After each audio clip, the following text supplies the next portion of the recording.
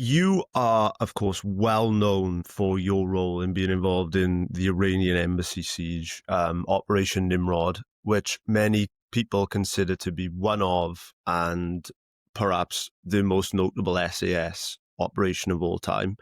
What is it about that mission, that operation, that makes it so legendary and so widely respected? Well, the primary thing is because it was on live television more than anything else. There are other operations like the famous Israeli and Entebbe raid, but of course it wasn't on live television there for everybody to see. Um, it was also very important because it came at a time when the world was on its back foot with regard to hijacking and terrorism, and the Americans had had a failed mission into Iran only 10 days previously and come home with self-inflicted casualties. So um, the world's morale was very, very low at that time. And to have a successful mission um, where five terrorists were killed, one captured, and 19 hostages rescued, that was, that was very, very dynamic and dramatic. And it was the first time anybody had ever really heard of the Special Air Service, who are not a secret service. It's a regular part of the British Army.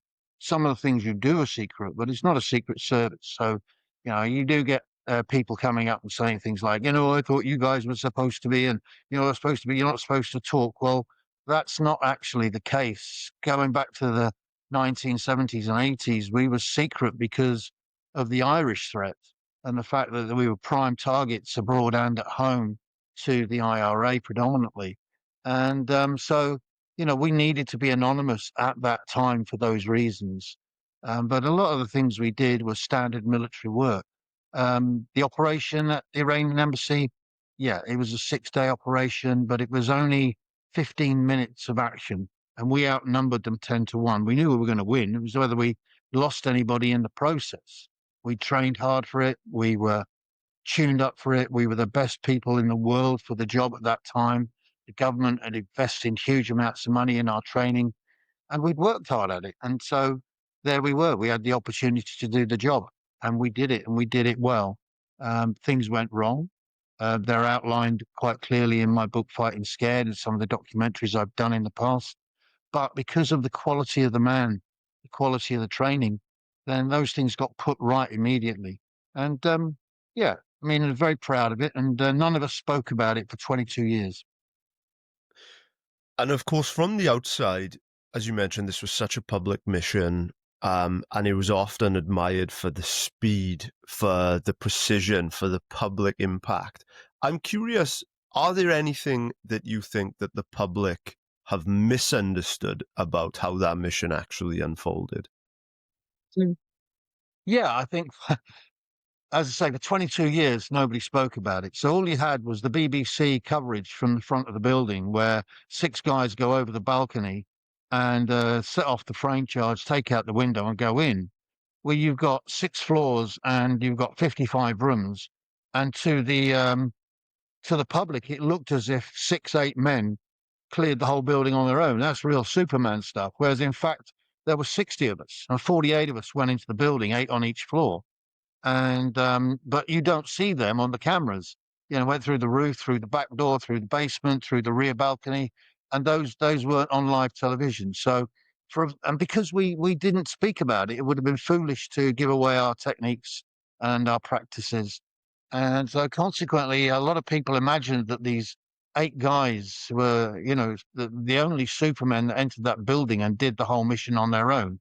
And of course, it wasn't that. It wasn't that at all. It was a it was very, very special people who did a very, very good operation, but it wasn't the myth that people claimed it to be in some very badly made movies later on.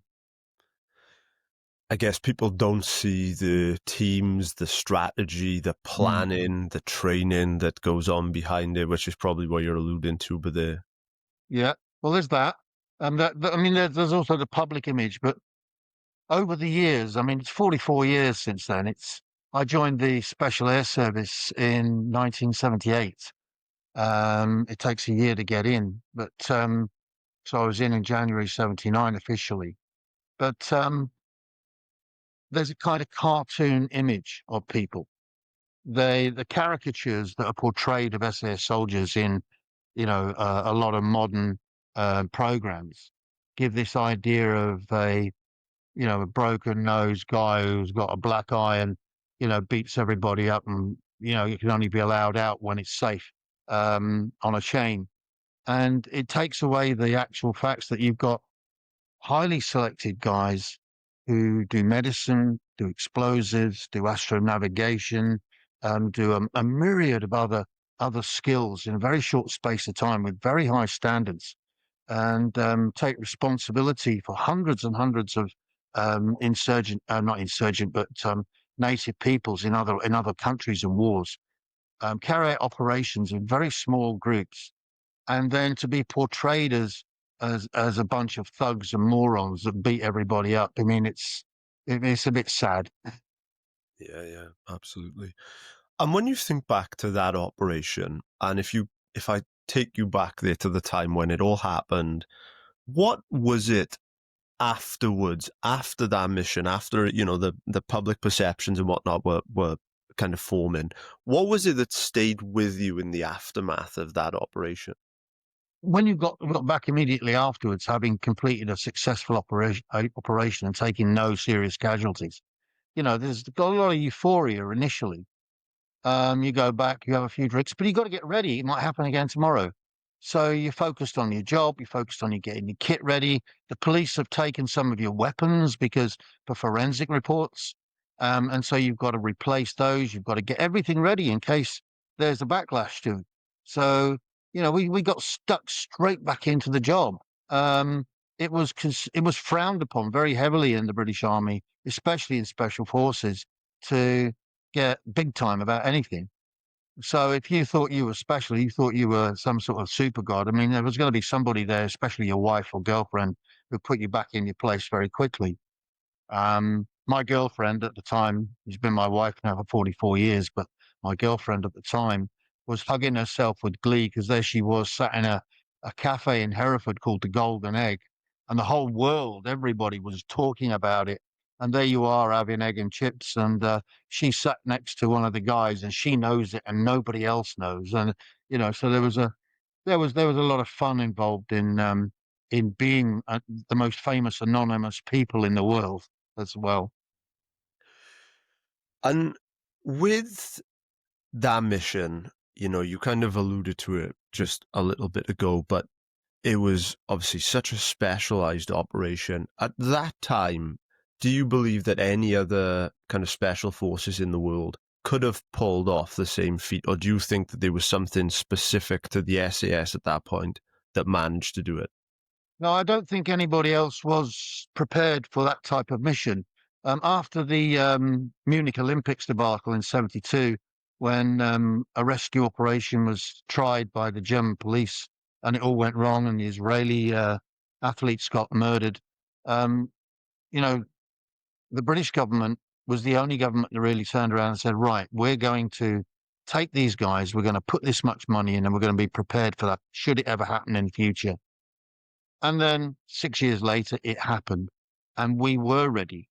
And we had practiced every single scenario, hour after hour, day after day, night after night, in that equipment. You're going through windows and up ladders with 40 pounds of equipment on you. And people say, well, why is it so important to be so supremely fit and so highly trained? Malcolm Gladwell, the famous American writer, he said in his book Tipping Point or Blink that a person can't make minor cognitive decisions when their heartbeat goes above 145 beats a minute. Well, fear will send it above 145 beats a minute. So you train on the edge of fear all the time. You become comfortable with it. And bad fitness is another thing that will send your heartbeat up very, very quickly. I mean, if I was to run up the stairs now, it'd go over 145 beats a minute, tell it now. But them days, my resting heartbeat was about 60, 57, something like that. And so, you train in arduous physical conditions, in great danger, but you're ready for it. You're trained for it. So your brain's working, you're thinking something goes wrong, you fix it. You've practice those eventualities. The actions on are there. Your first weapon fails, you draw your secondary weapon, and you move on. And things did go wrong, and they were put right. And so, yeah, you select the man, then you train the man, then you trust the man. And if you do those three things, you're going to have a very good operation. And I think this raises a really great point about a question that we've discussed on this show, which is, of course, you were part of this very elite kind of organization, the 22 SAS, and this is a unit that many people tout as the elite of the elite. And I'm curious, when you think about how we are now, what is it, I guess, that has made this unit so special? And right now, how do you think that it compares to, I guess, the other special forces within the world? What's your last thing first? I don't really know how it compares today. When I joined the British Army in 1972, I was 15 years old, and the British Army had 175, just the Army had 175,000 men in it, regulars, 175,000 plus reserves. Now it's got less than 68,000. And if you're trying to maintain the same standards with less than a third of the men, then it's going to prove incredibly difficult. If you're trying to sustain the same numbers with only a third of the men, it's going to prove very difficult. Now, the British Army have been involved in Afghanistan and other conflicts prior to that, Iraq, Bosnia, and so on, which has probably kept the standard extremely high. But in the last 10 years, apart from some small operations, it hasn't been fully involved in combat. And so the governments have been cutting back and making huge promises about spending, but they've been spending it on equipment, not on men. If Ukraine shows us anything, it's that you can have all the best equipment and technology, but you still need the men on the ground. You still need the infantry with the guns in the trenches and so on, because otherwise your precision and your technology can be defeated by mass. And the Russians have been trying to win with mass and failing badly, fortunately.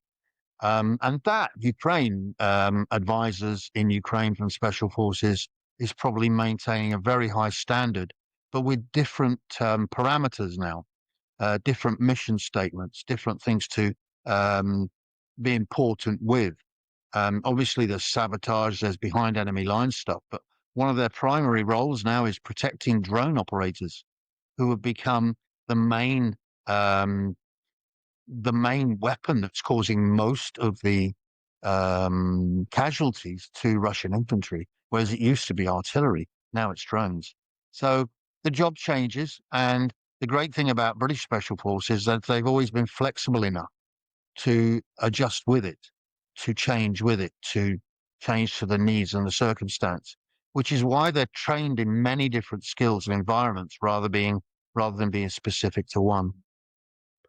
I interviewed the 4-star US General Stanley McChrystal, and I asked him about working with the British SAS, and he said that a few things made them great, but one of them was their unconventional way of thinking, the radical candor that they had, and kind of their ability to just think on their feet, which I guess is kind of what you're alluding to, but they're that flexibility, adaptability. I mean, I trained with Delta several times. One of the things, and the American Airborne as well. And one of the things that, we have a common language which divides us because the American attitude, military attitude is completely different. They don't relate very well to our sense of humor, to our irony, our cynicism, especially in terms of jingoism. You know, I mean, Americans, oh yeah, we go, the most enthusiastic guys in the world, and also, the most rigid when it comes to a job to do. They get the job done. Don't get me wrong, but they're different from us, and they often struggle to cope with our flippancy and sense of humor. And I'll give you one good example. We went to Fort Bragg, North Carolina, in the 80s, and to do cross training in counterterrorism. And the American guys in Delta were so focused on being absolutely serious about everything all the time that it started to wind us up a little bit. And they started to follow us and put surveillance on us when we went out, and we noticed it, and we pulled them over for a drink and said, look, we trained you, for crying out loud, do you think you can follow us? Um, and we started to get annoyed. So um, we started playing up and doing the assaults with water pistols instead of us, our blank submachine guns. And so you're going into an aircraft and going through an aircraft door, and there's Americans in there playing hostages and terrorists, and you're shooting them with a water pistol. And there were these crazy Brits. And what are they up to? They're not taking the world seriously. This is a serious job. We should be doing this. We should be doing that. And finally, we had a final exercise, by which time they had grown quite, their opinion of us had diminished somewhat. They thought we were stupid. They thought we were incompetent. They thought we weren't very good at our job. And they had a 10-man bus. And the Americans, it was their turn to play the terrorists and the hostages. So there was 8 hostages on the bus and some pretend terrorists. They drove down the road, and we blew the front wheels off the vehicle. We blew the front wheels off the vehicle. The front two wheels, as it was going slowly round a bend, the 2 front wheels came off. The front of the vehicle hit the floor. We got the hostages out within 6 seconds, and they were like, "How the hell can you do this? You screw around, you make jokes out of everything, and then when the time comes, you do this." And it's just a bit bewildering for them, because you've either got to sit around being Rambo and sharpening a knife and staring at everybody, which is what the movies like to portray, or you're an idiot. And we were idiots, but we were good enough to be idiots when we had nothing to do, and then we could switch it on. And we did that at the Iranian Embassy as well. We spent all week watching the bloody snooker on television, and and playing silly jokes on one another. One guy drilled a hole in somebody else's tea mug, and so when he walked away from the tea and there was a trail of tea behind him, somebody nailed somebody's trainers to the floor. Silly bored soldiers, silly jokes. But when it came to the moment, bang, we had the kit on and we did the job. So that's a very British thing. That's a very British military thing. A lot of people on the show that have kind of compared the SAS with, say, the special forces in America, they often comment that here in the UK, we kind of create these kind of unconventional, these very adaptable soldiers, whereas in America they have this complete kind of political support, which oftentimes here in the UK we haven't had, and also of course they have a lot more money to put into their military. Do you think that's kind of a fair comparison of the two? Yeah, I mean, I think one of the failings going over 40 or 50 years is one of the greatest special forces groups ever, one of the first and greatest ever, was the US Green Berets. And in the 60s, they were in Vietnam. They were guys with degrees. They were operating in very small teams. They were extremely good at many, many jobs, and they were there as advisors and operators. And they were awesome. And there were 800 of them. And that's big compared to the British SAS that since World War II has never been more than 250 regulars. And then Kennedy came along and said, well, these guys are fantastic. I want 5,000 by next year. So you got 5,000 by next year. And then you ended up with a division of special forces. And special is small. I don't care what they say about porno. Special is small, it's as soon as a special forces unit gets too big, it gets clumsy, it gets cumbersome. The quality of the individual is diminished, and then they go back to being standard infantry or airborne units. There's nothing wrong with them. They have a role to play, but it's a different role. Keep it small, keep it simple, keep it tight, and make it very, very, very special. We held on to that during my period. That's for sure. I guess if everything is special, then nothing is. That's right. And they stick the name special in front of everything now. Well, just on this point, I'd love to just kind of, I guess, for some context as well into your story, I'd love to kind of take you back to the start, I guess, where all this began, because, um, you know, when I was interested in kind of going into your story, you had, from what I understood, you had two attempts to get into the SAS. I'm curious what you learned from your first attempt at getting in, and then what kind of changed between that time and then actually getting in then in the following selection. Yeah, the first time I've got two photographs. One is of me as a 21-year-old, uh, slightly chubby-faced paratrooper, full of his own self-importance, turning up on SAS selection in summer 1978. In the photograph, I look like a pretty standard soldier. And I get out there and I do the whole month, the first month, and the test week, which is 5 days at the end of that first month. This is only the beginning. It's only the first month of 12. Um, they have test week. And test week, if you combine the distances of the 5 days, it's the equivalent of doing a marathon every day for 5 days with weight on your back that increases from 35 to 55, plus your rifle, plus your water, plus your weapon. And you do it alone over the mountains in whatever weather is there. And the times adjust according to the weather, but you do it alone. And on the first occasion, I got to the nearly to the end of day 4, and my back was bleeding from two ulcers that had burned into my back from the rubbing of the heavy Bergen. I was alone. It was pouring with rain. I hadn't seen anybody for hours. I had to get to the final checkpoint. And I started to think about the 40-miler that would be taking place the next day rather than focusing on the moment. And it all got to me, and I went back to the previous checkpoint and voluntarily withdrew. And I thought, right, be on the truck the next day, on the train, get back to Hereford, get back to Aldershot, and away you go. But they called me into the office, said, look, we think you've got potential. We know about your back. The medic told us. Would you like to stay for another 4 months and try again in January 79?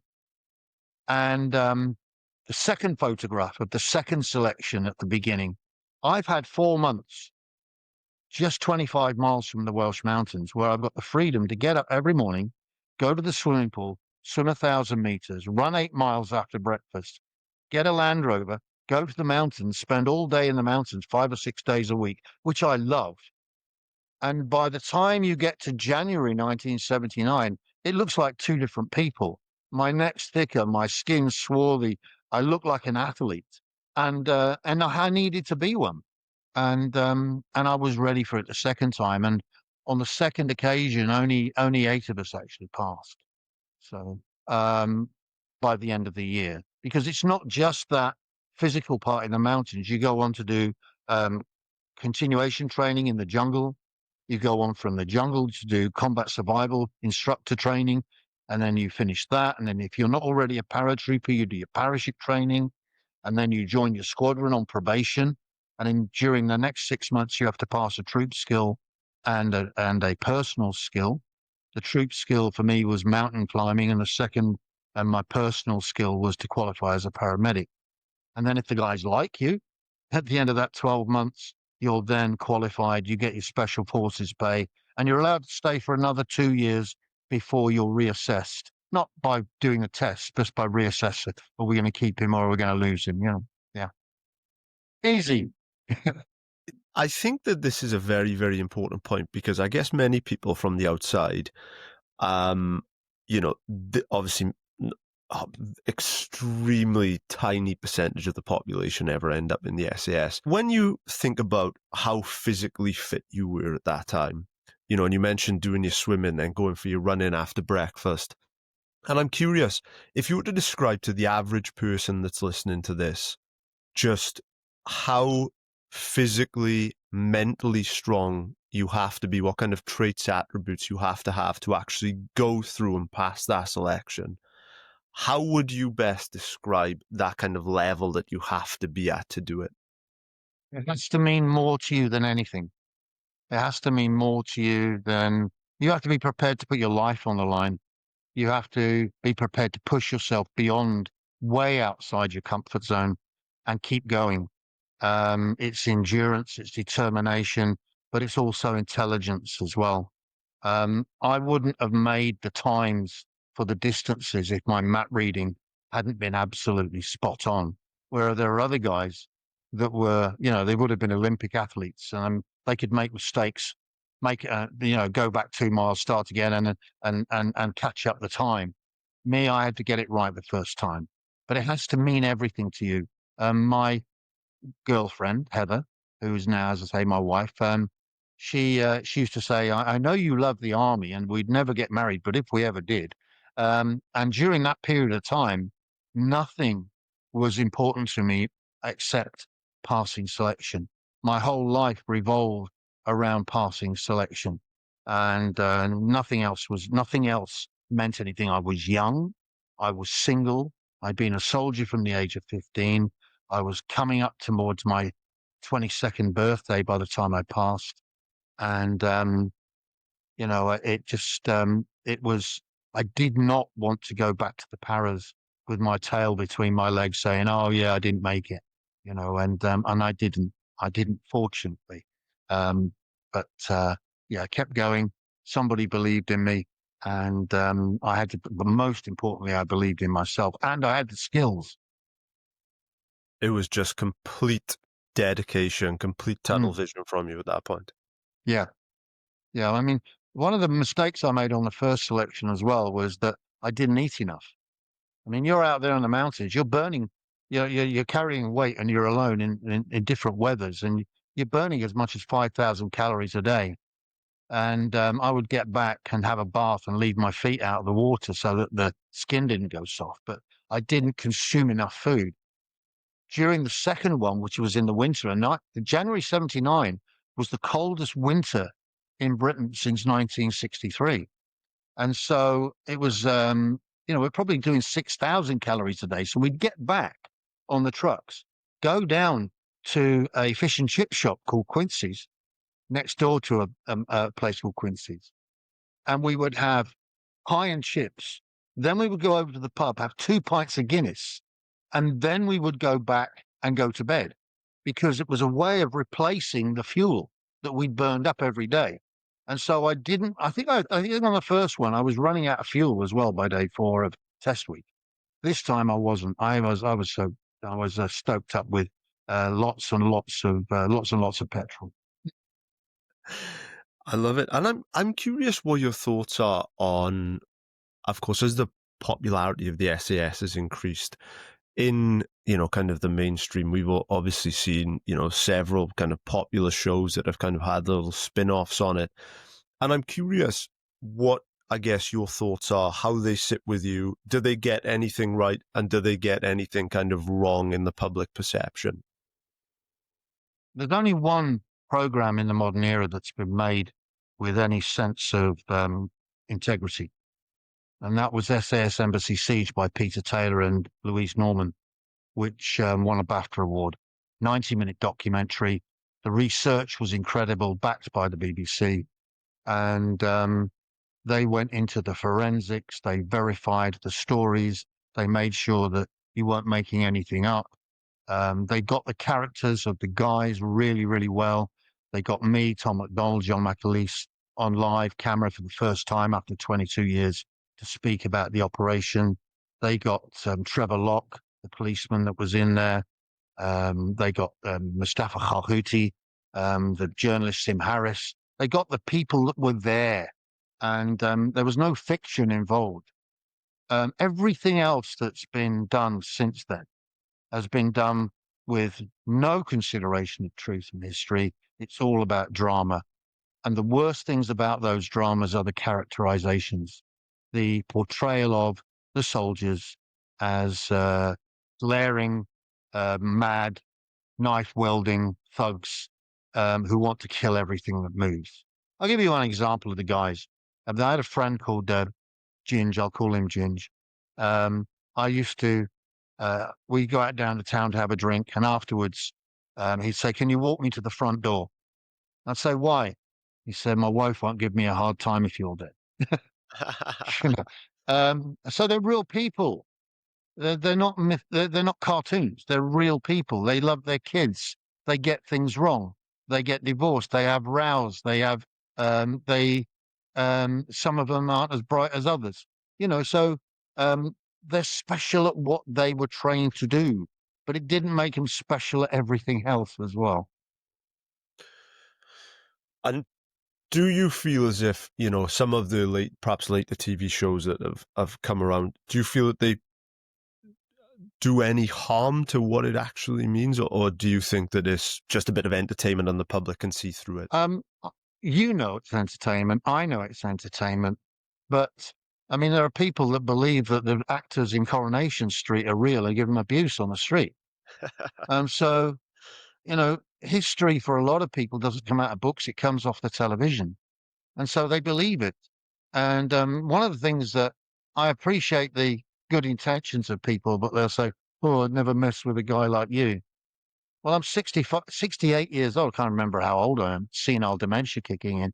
But, I've had cancer and I've broken my neck. And, you know, I struggle to walk up the stairs sometimes. But, they'll say things like that. It's well intentioned, but it's not who I am. And it's not who I ever was. I was a clinical, focused special forces soldier, but I still loved my kids. I still loved my wife. I still got upset about silly things. I cried when Hilda Rodden left Coronation Street, for crying out loud.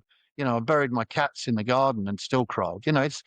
You've got real people, and I hate the idea that that you lose that, especially with these fictitious things that are put on television, and people think that that's what SS soldiers are like. Yeah, yeah. No, I really appreciate that point. I would love to kind of, I guess, turn this back to you because another, I guess, kind of incredible mission that you were involved in was Operation Mikado. Now, when I Mm. was reading about this, to my understanding, your wife was 8 months pregnant at the time. You chose not to tell him much about this mission. I wonder, perhaps for our audience who may be unaware, I guess, could you perhaps talk us through, kind of the backstory to this mission? And also, why did many people kind of call this almost a certain death mission? Well, calling it Mission Certain Death was a nickname that we gave to the mission once we had it, because we were going to go into Argentina and take out the Super Étendard jets that were firing Exocet missiles and sinking our capital ships.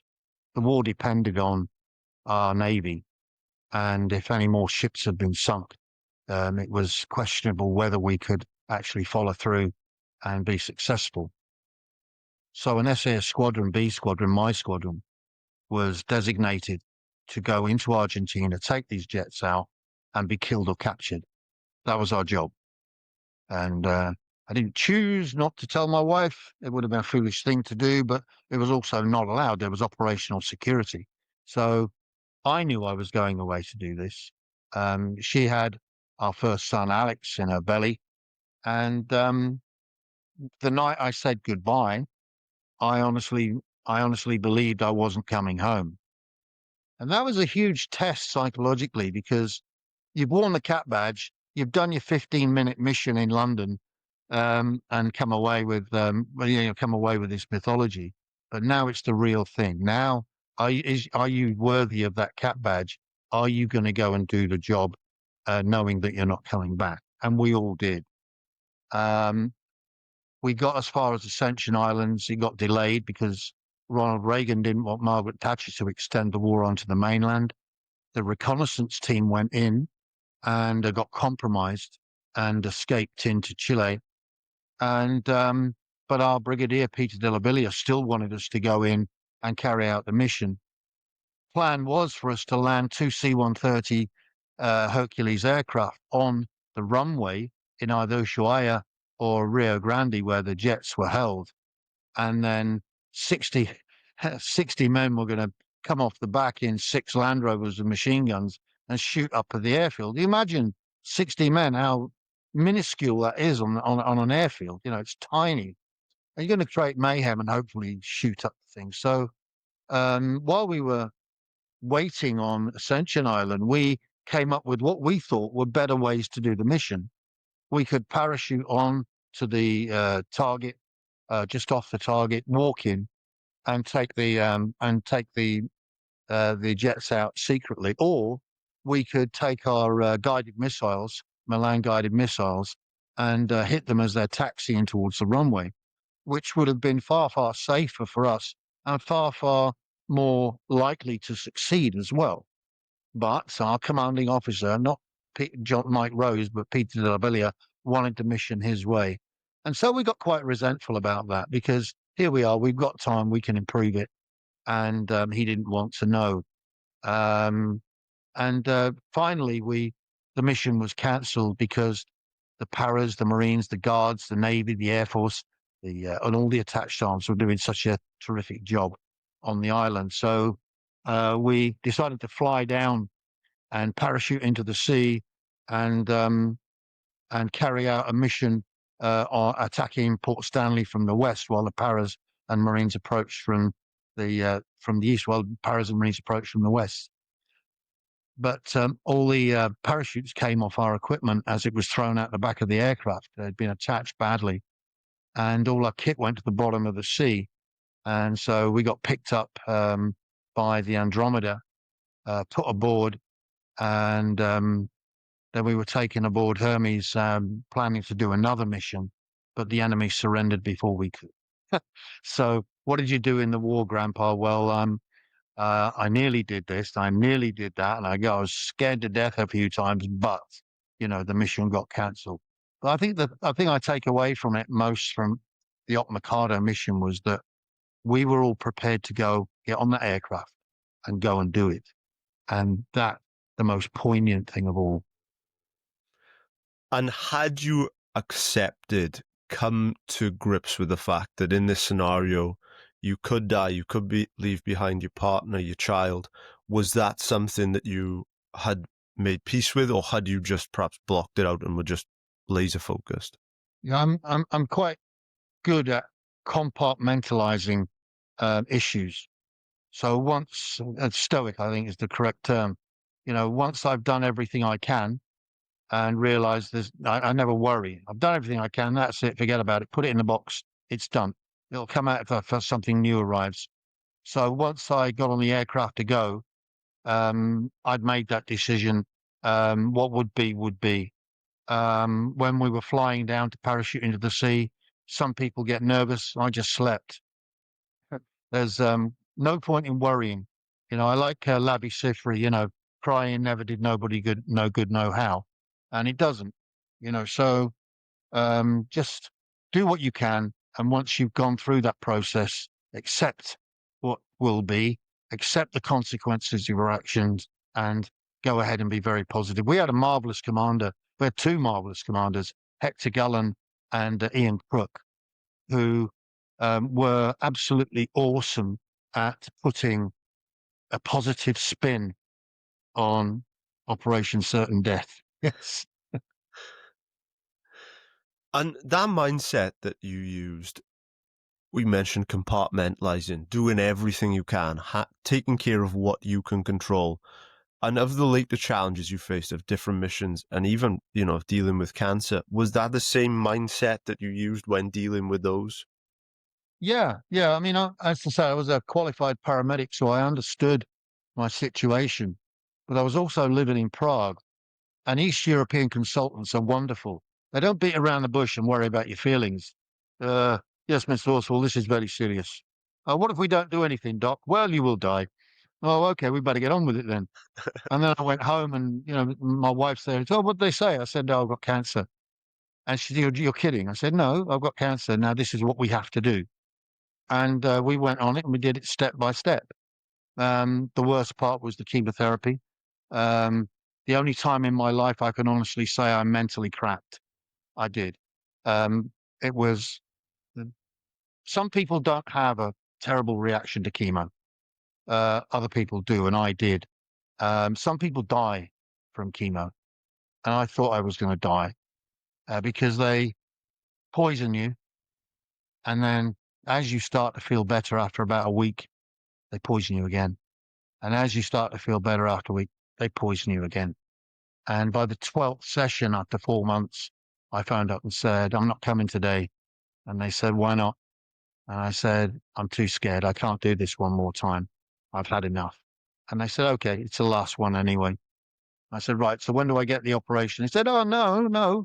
You need 4 months to recover from the chemo to be fit enough and strong enough to have the operation. So 4 months later, I had my bladder, prostate, lymph nodes all removed. And 8 years later, I'm still alive. And the great bonus is because I've got this bag and I've got a stoma and I've got a 2 liter bag that I fix on at the top at the end of the evening when I go to bed, is I never have to get up for a pee in the night. Every cloud, every cloud.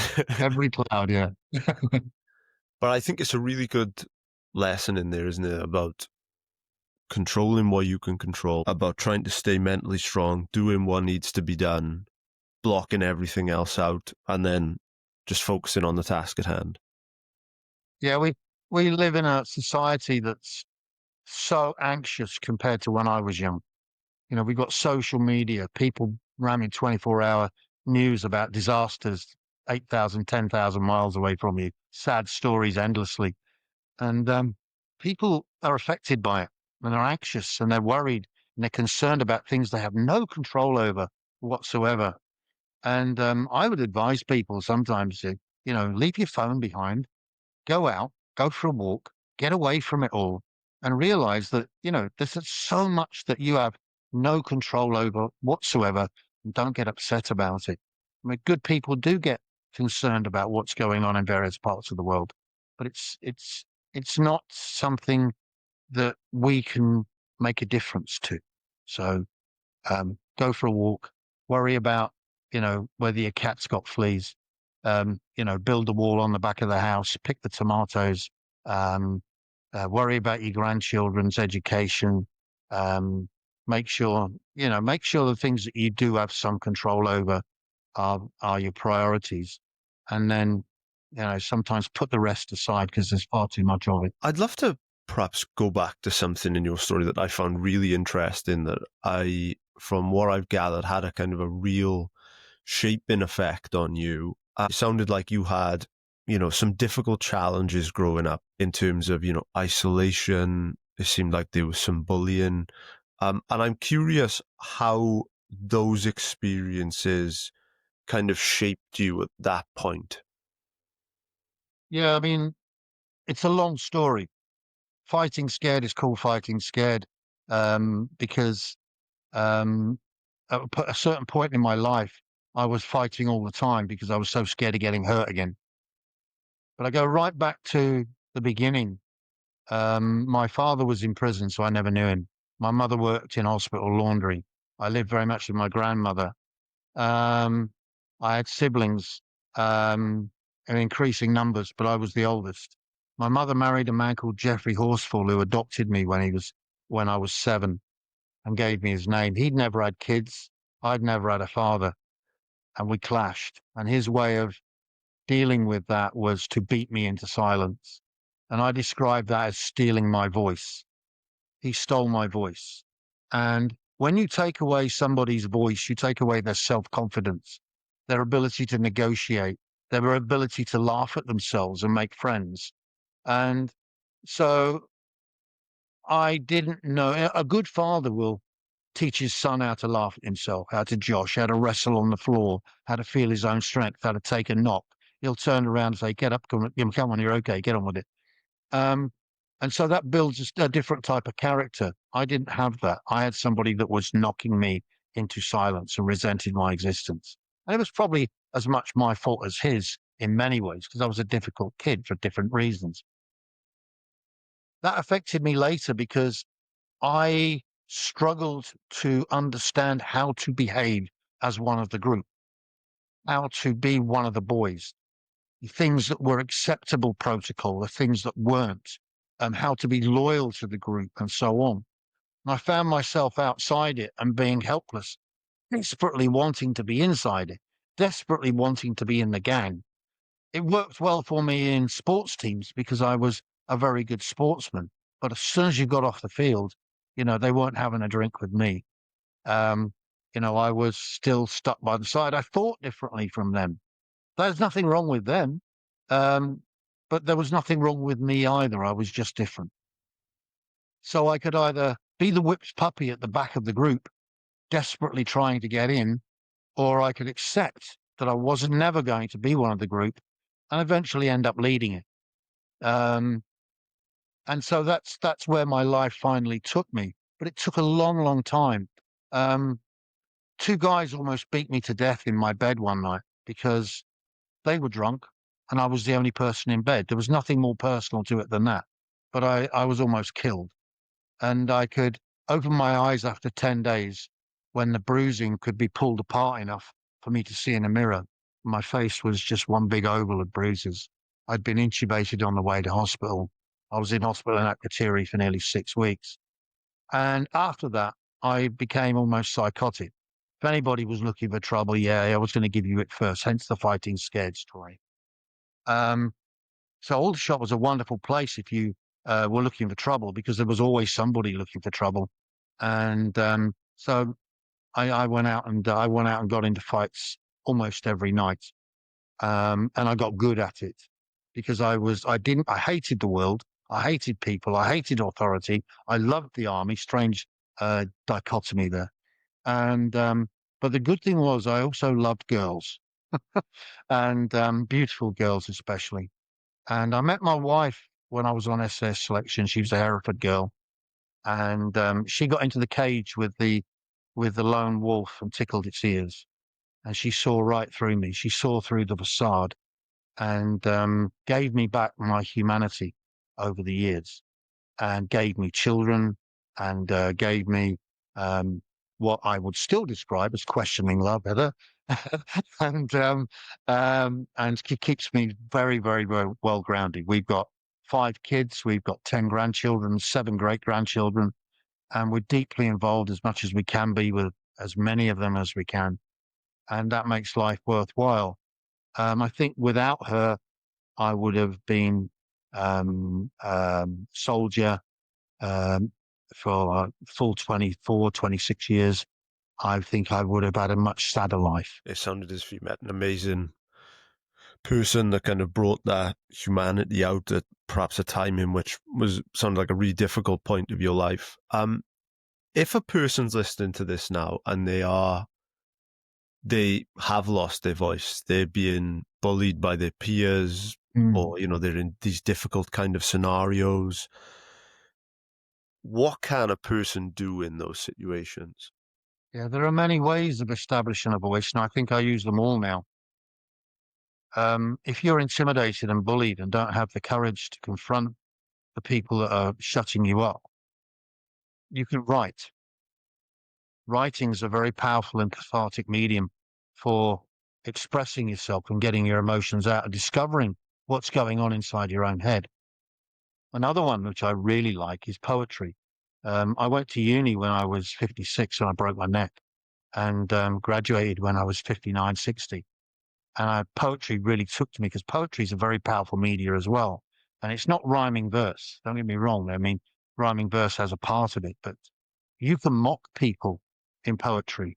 You can tell people you love them when you're too shy to say so. You can ridicule people and you can attack your enemies in satire in poetry.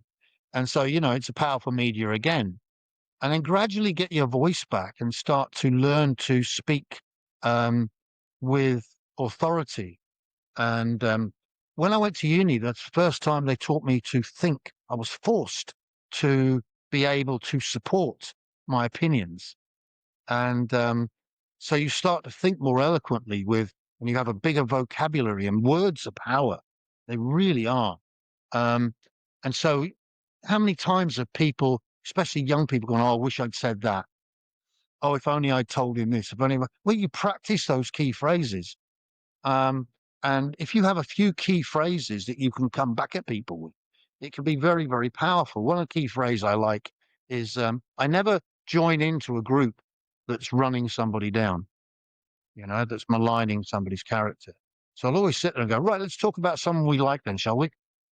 Oh, that kills the conversation very, very quickly because people suddenly have to realize that they haven't been very nice. Um, and you're not on their side, but you're not preaching to them. Another way of setting an example is with silence. You know, if you choose not to join in the conversation, and then at the end just say something very eloquent and say, "Well, I'm very disappointed in you guys. You know, I hope for better." You know, that can be very, very powerful. But you're never going to be one of the boys if you do that. But as time passes, a large number of people are going to realize that they can rely on you as a friend because you have the integrity to say what you think and to stand up for them when nobody else will. So it takes time and it takes confidence. One of the weaknesses for people who are isolated is that they think there's something wrong with them. There's not. There's nothing wrong with you. There's an awful lot wrong with human beings and the way they behave. And it takes the odd special individual to stand up and say, no, I don't accept that. No, I don't accept that that person must have been the thief because they're unpopular. No, I don't believe in picking on people just because they're the weakest party in the group or because they're different from us. Having been bullied and isolated, you know, one thing that I always step into is a situation where somebody's being picked on. Right or wrong, I just won't accept it.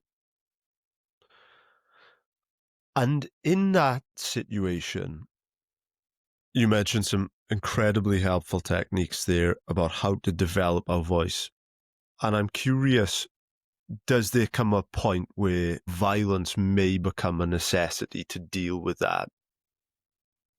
Yeah, yeah, it's not legally or politically correct, but you can often stop a situation getting worse by individually isolating the other person and confronting them, win or lose, um, because you're then making it very, very difficult for them.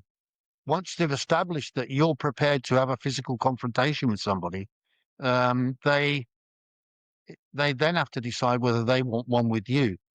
And even if they win, there's a good chance you'll have hurt them in the process, and they'll have to actually respect you as another member of the human race. There are there are areas, you know, this is where you're talking about schoolboy stuff or rugby club stuff or that kind of thing. There are different situations when you go out into the street and strangers who may threaten your life. You don't know. You don't know who they are. That's a different situation. And without the correct life skills or the ability to assess the threat accurately, your best form of self defense is to leave, to run away, to get the hell out of there. And that's your best chance of success. You can deal with it another day at a different way and a different time. But, you know, dealing with people you know, dealing with schoolmates and club mates and so on is very different from dealing for strangers in the street who may be part of a gang, may have a sharp weapon, and so on. So the best form of self-defense with an unknown quantity is to leave it for another day. Don't get trapped into the honor society where you've got to be a man. Um, you know, that's there are there are there are different levels on places where doing the right thing physically is different. Um, I have the ability from time and experience to assess a threat and deal with people as I find them. But I also have an awful lot of skills, even with my age, that I can revert to. And but I'm quite good at anger management in the sense of, you know, gently resting my hand on somebody's back or arm and saying, it's all right, don't get upset about this. You know, car rage is a favorite one. You know, people get frightened by what happens in cars. And just getting out of a car when somebody's bumped you and saying, well, it's okay, no one's hurt, everything's fine. Let's just deal with the issue, shall we? Let's, you know, we're all okay. Yeah. So you can move on rather than being scared and getting upset and emotional. There's two things that people do when they're thinking. Um, One is they emote and the other one is they think. When you're emoting, you're not thinking. And so if you train yourself to actually remove the fear, which is the predominant emotion with violence, out of your mind, and deal with the facts as you see them and assess the threat, then you can start to behave in a reasonable way. People who swear a lot, they swear because they're emoting. Somebody swearing a lot, they're emoting, they're not thinking. If you can train yourself not to swear, it will help you to think in the right circumstances as well. So they're all disciplines, they're all processes that you go through. I mean, I did martial arts for 30 years. It was my profession until I broke my neck. And you're taking a discipline and you're putting it into one part of a human's life in order that they can then spread it into the other parts of their life as well with the right teacher. Well, I went on for a while there, didn't I? That was so good. I love it. I just got two questions left, if I may. One of the ones that come in was an audience question. And it was, of course, you've worked with many of the elite military personnel that this country has produced. Great men and women. Several writers in recent years, like Peter Hitchens, Andy Beckett, have commented that in Britain there's this kind of sense of societal decay. The feeling that kind of there's been this decline in British society. And, recently even, Douglas Murray commented that it feels in Britain like we've just given up. I'm curious, do you feel like Britain is still great? I think it's still great. I've never been a person who believes in patriotism anyway. I think I like Oscar Wilde, was it a rascal as a person who drapes himself in the national flag, something along those lines. But so I like Murray in some aspects. I think he's right when he says compared to what, oh, I'm so hard up, compared to what, oh, my life's so difficult compared to what. I think I think we have got a country in decline. I think it was a huge mistake to leave Europe.